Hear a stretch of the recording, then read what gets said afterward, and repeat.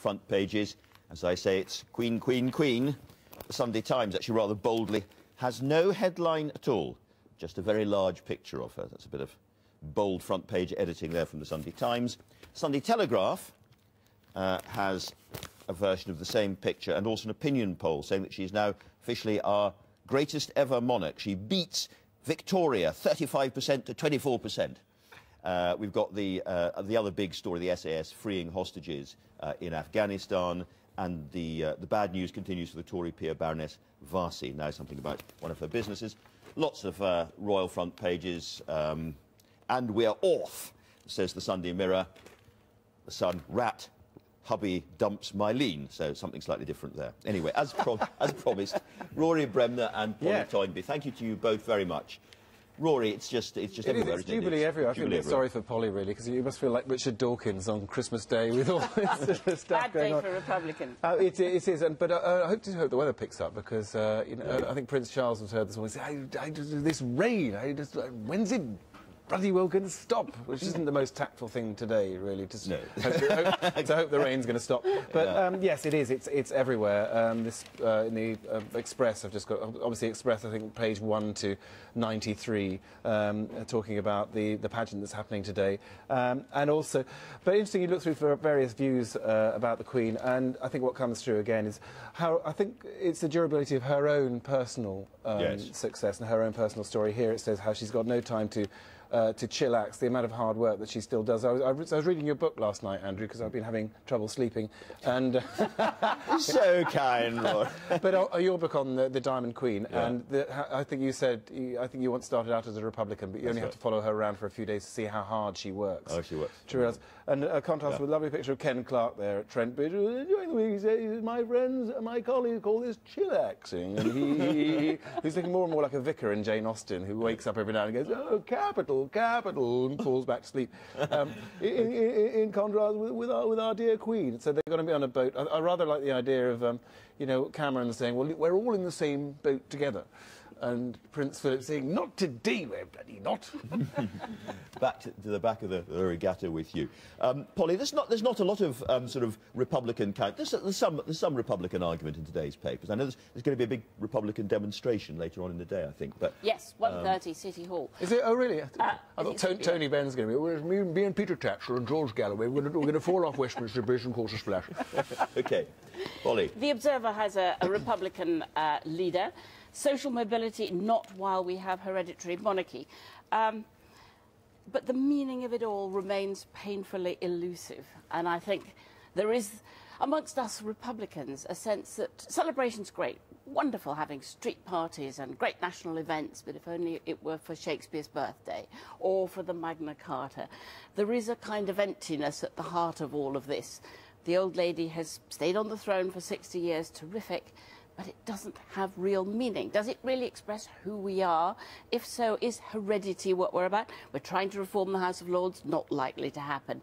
I was very interested in, there's almost a sort of postcode differentials. Sort of, my bits of London have got lots and lots of street parties all the time. But up North London, almost nothing, I'm told. Very little bunting in kind of Republican Here you North go, London. Polly, have one of these here.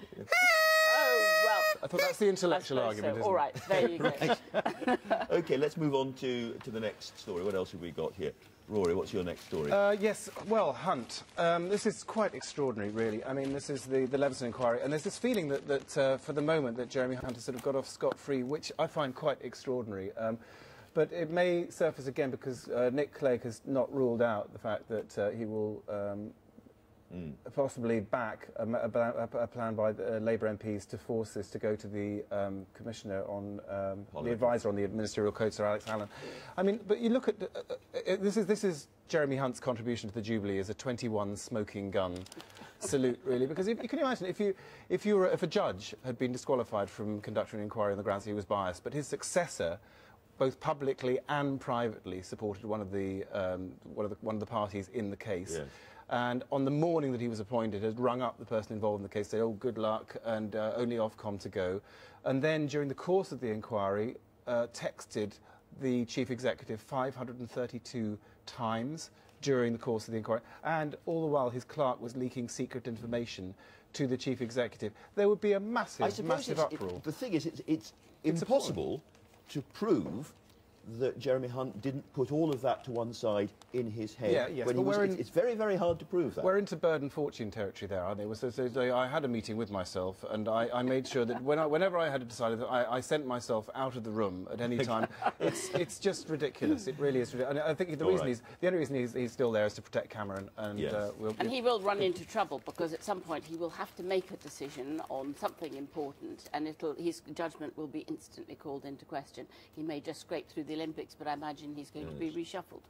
You would argue that a much more important story, however, is the budget and the outcome of the budget, Polly. And there's a lot about George Osborne, the Chancellor, in today's paper. Very interesting that the Conservatives themselves now seem to have their knives out for George Osborne. A number of Tory papers. Here we have an anonymous Tory backbencher absolutely excoriating attack on him. After all, his budget must have been the most inept budget of all time. In the last week, trying to hide it behind the Jubilee and all of that, when the Commons weren't there, 3 more U-turns. But, of course, no U-turns on the thing that really matters. His austerity economic policy, which has led us into a double-dip recession. Well, for all sorts of reasons, including, obviously, what's going on in Spain, we are at a very, very dangerous time economically. And it's interesting. There is still something of proper commentary on that in the papers. Not a great deal compared with the Jubilee, but there is some. Absolutely. There is, in various places. I think this Osborne, I was stopped by the police for doing a U-turn the other day, and I think instead of fining you, they should actually commend you on your bravery in changing direction, shouldn't they? But, yes, so Osborne, not the most popular person. But I think Will Hutton's written an excellent piece, hasn't he, about austerity? A brilliant piece, and he has a wonderful quote from a distinguished economist. There's precisely 0 chance of austerity working. It's the same as thinking you can escape from gravity by waving your arms up and down.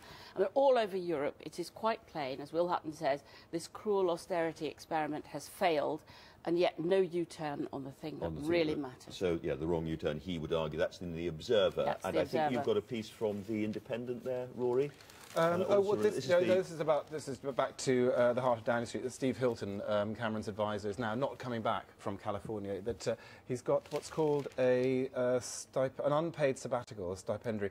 So we've had one advisor, one person very close to, I say advisor, one chancellor, a man very close to Cameron, George Osborne, very, very much having a sort of bad weekend and very badly held in very poor esteem, and his other top advisor, Steve Hilton, in America, not coming back, would rather actually be in America and unpaid without a salary. And this matters.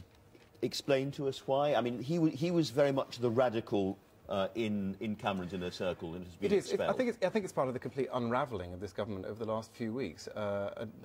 Special advisors, Jeremy Hunt, pasty tax, I mean, the list goes on and on and on and on. I think it's part of the unravelling. And meanwhile, there's some interesting developments with the Liberals who are, I think, showing some interest in getting back together with Labour. In the Mirror, and a few other papers have got it too. Backstairs, conversations going on between leading Lib Dems and Labour people. Lord Adonis, who was actually one of the Labour people who tried to negotiate a Lib-Lab pact when it all fell apart and was very angry with them, is now making his peace with them, and Bing Campbell and various others meeting together. Very wise, very sensible, absolutely essential. And you believe this? You think this is genuinely going on? Yes, I've heard about this. I mean, it's not exactly negotiations, but there are a lot of problems here. For instance, if the Lib Dems are absolutely wiped out at the next election, if those Labour voters, crucial Labour voters in Lib Dem seats in the southwest and so on, don't go on giving their votes to the Lib Dems, they will be wiped out.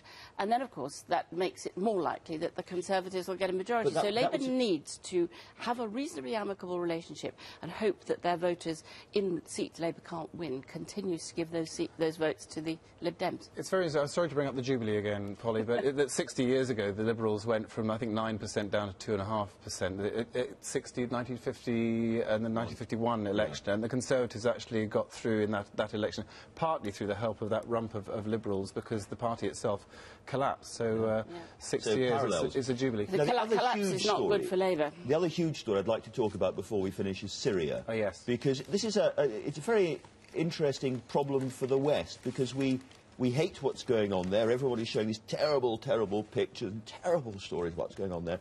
And yet, after what's happened in other parts of the Middle East, with Western intervention, there's a sort of sense of we don't want to do it again. Well, Malcolm Rifkin has written done a piece in the Sun, not my natural paper of choice, I'd have to say, saying that we should intervene, but there's an interesting thing The Observer's got a huge leader on it. Though his intervention is quite moderate and mild. I mean, most of the wise heads are saying you could make things much worse. You know, many more dead babies if the West does the wrong thing, intervenes in the wrong way. Anyway, there isn't the UN support, alas, because of China and Russia. We are left yet again on the sidelines watching horrors, but we could make it worse. So sometimes standing back is the right thing. Because there could be civil war. Civil war is already really happening. There will be civil war, but the civil war could just go on and on and on. If everybody piles more weapons into the place, it could make it worse. Well, again, the Indie, is it yes, Patrick Coburn? Patrick Coburn, he says it is a very difficult. He says if the Western powers are not going to go to war and can't get the Turks to do their dirty work for them, they should push for reform and power sharing that leaves a modified version of the Assad regime in place. This would be difficult for the Russians to oppose and would relieve the fears of Iran. The alternative would be a long war that will tear Syria apart. So there's no simple solution. And not every good question has a good answer. Is what we learned from this. Well, we haven't got any